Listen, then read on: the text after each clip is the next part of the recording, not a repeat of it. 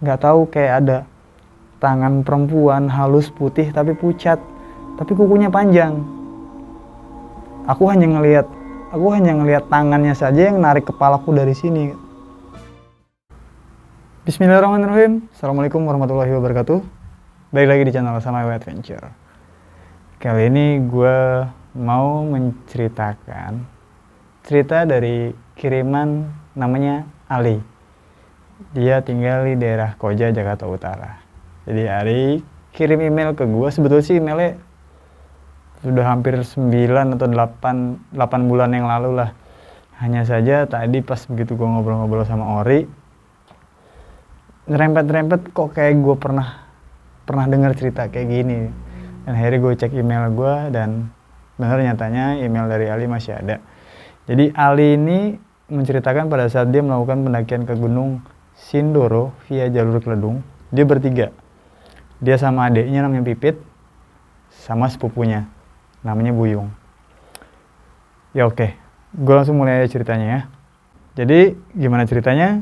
Cerita ini ada di segmen Sebat, Secarik Cerita Sahabat.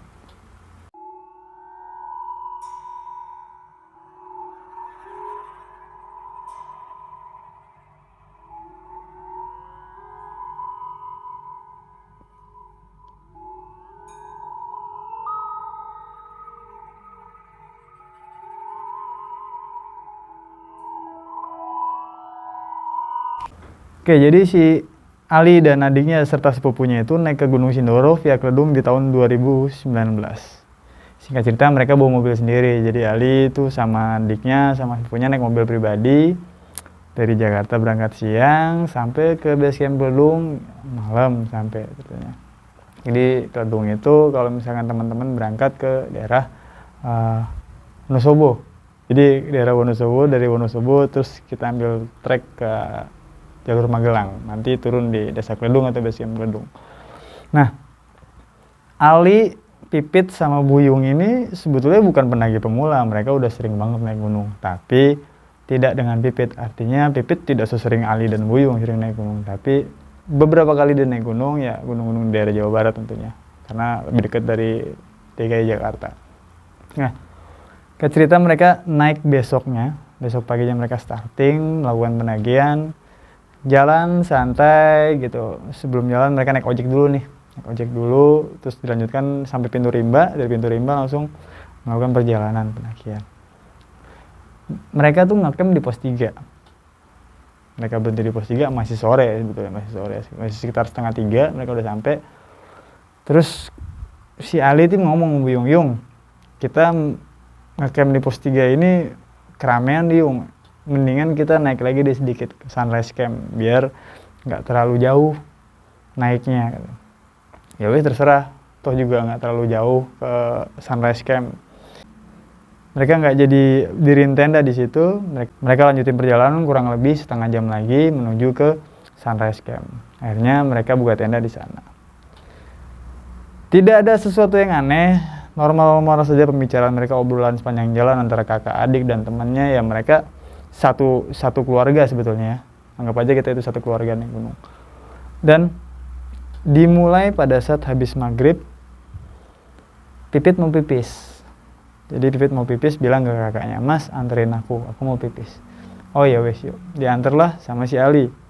Jadi keluar tenda, agak masuk ke hutan, Pipit pipis di situ. Begitu Pipit jalan ke daerah hutan, nggak lama balik lagi. Ya mas, udah Pipit, iya, nggak jadi. Pipit balik lagi. Oke, balik lagi ke tenda mereka. Begitu balik ke tenda tuh, Pipit jadi cenderung lebih diam gitu kan. Awalnya kan dia ya suka ngomong sama kakaknya, sama sepupunya gitu, sama si Buyung itu, ya akrab banget lah mereka. Tapi tiba-tiba diem, pada saat diem, kenapa Pit? Dia tanya langsung sama si Buyung, capean loh gitu. Nggak apa-apa gitu. Gue pengen cepet-cepet tidur biar besok bisa langsung ke puncak katanya. Oh ya udah, istirahat lah gitu. Akhirnya si Pipit duluan istirahat, Buyung sama Ali masih ngobrol. Mereka masih ngerokok, masih kayak gitu. Pada saat mereka ngobrol berdua, tiba-tiba Pipit bangun. Hah! Jadi seolah-olah lagi tidur terus kebangun kaget gitu. terus napasnya langsung Pipit langsung kayak gitu. Terus dicolek sama Ali. Kenapa dek? Kenapa dek?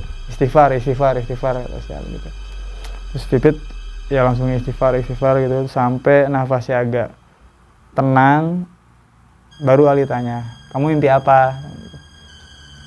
Kepalaku kayak ada yang narik kak, gitu kan. Jadi masnya ini, mas, ya gue sebut namanya aja ya, si Ali ini dia secara agama sangat kuat, artinya tidak begitu mempercayai hal-hal yang mistis di gunung segala macam, enggak. Ya itu hanya bunga tidur menurut si Ali. Sudahlah, mungkin kamu kecapean, makanya jangan terlalu banyak berpikiran aneh-aneh, istirahatlah katanya. Ya kak, gitu kan.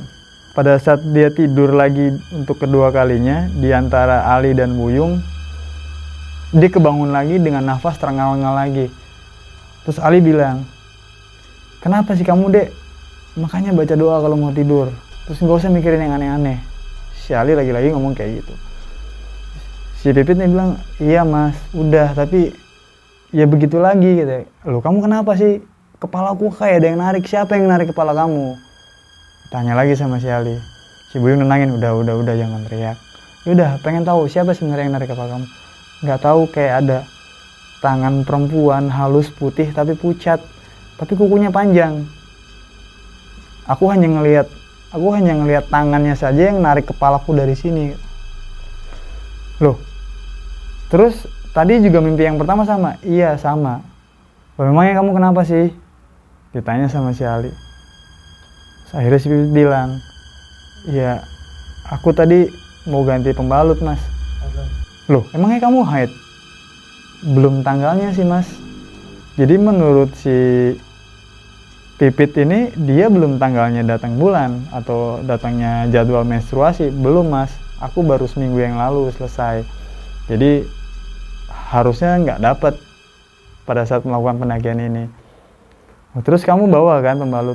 Enggak mas, karena nggak ada jadwalnya, karena bukan jadwalnya dan aku nggak bawa.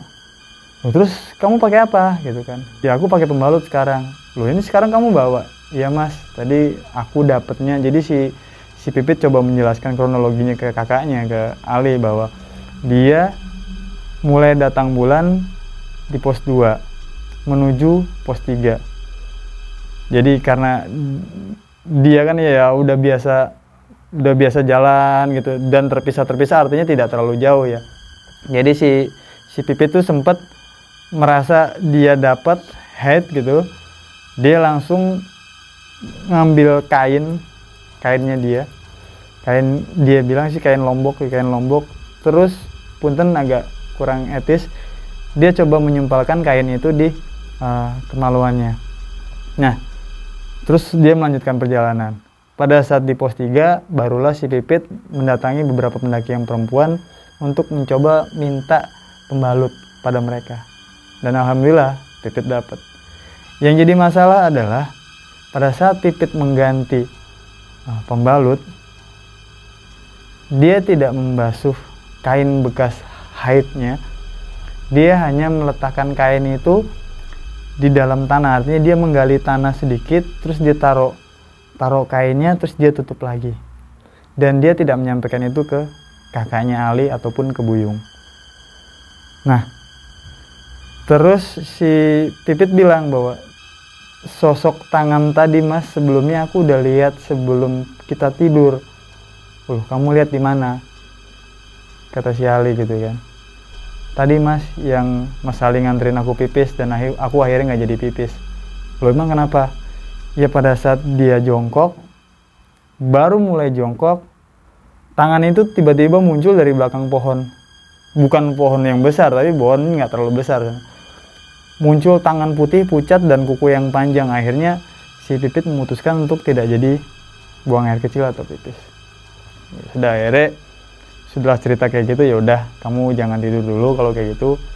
Istirahat aja dulu, tenangin dulu, kamu makan dulu deh. Akhirnya dibuatin sama Buyung teh hangat gitu kan, minum lagi segala macam.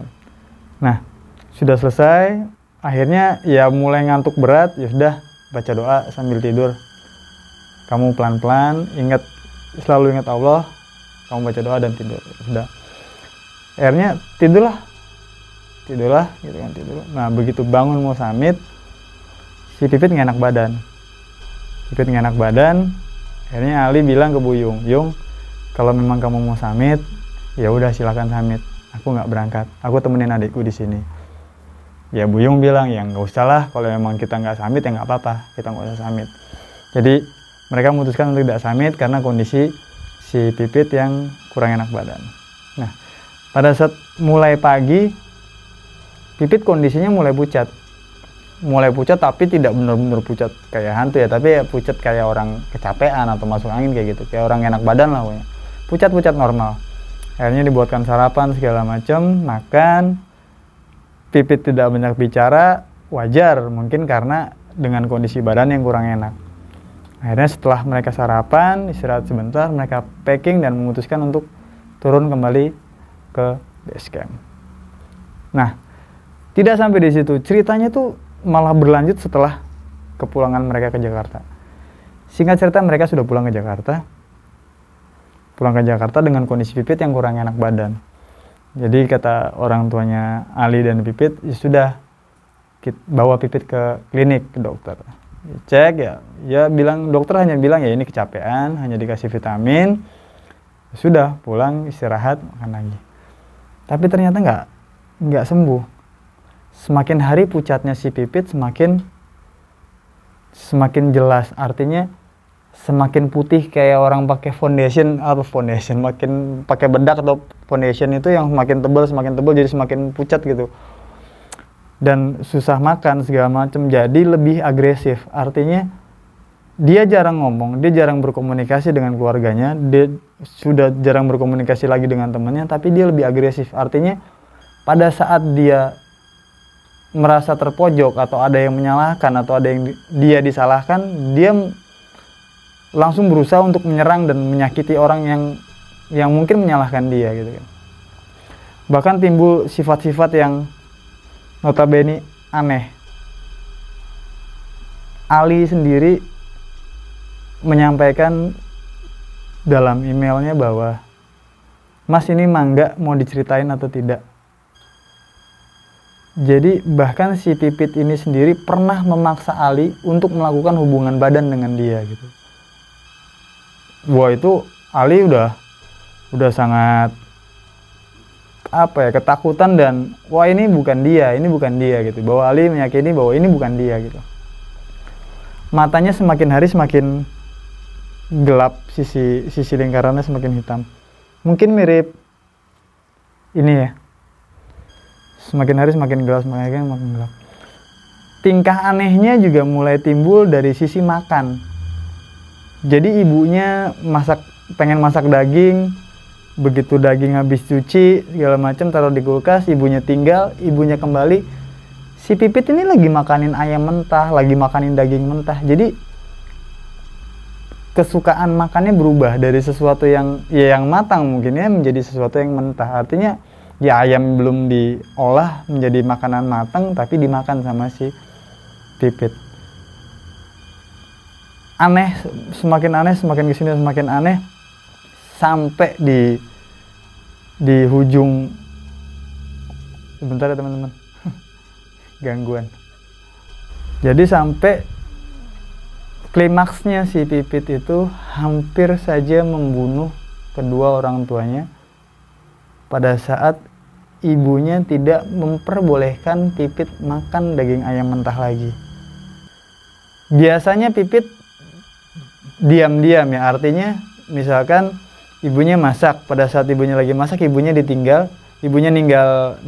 dapur, Pipit diam-diam ke belakang dapur dan dia makan diam-diam. Tapi di momen itu pada saat ibunya di dapur,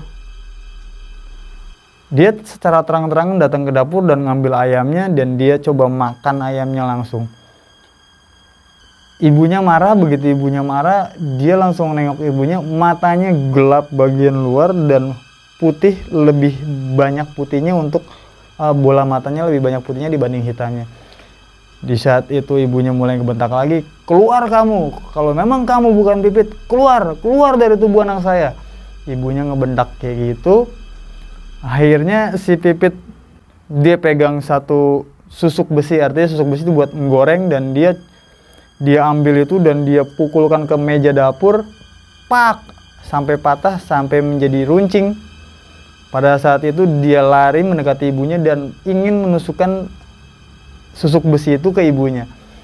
Untung saja saat itu ayahnya melihat dan langsung mencegah itu dan langsung mengikat Pipit anaknya. Sampai kerja keraslah mereka dan keluarganya untuk mencari Pak Ustadz atau Kiai untuk bisa menyembuhkan si Pipit.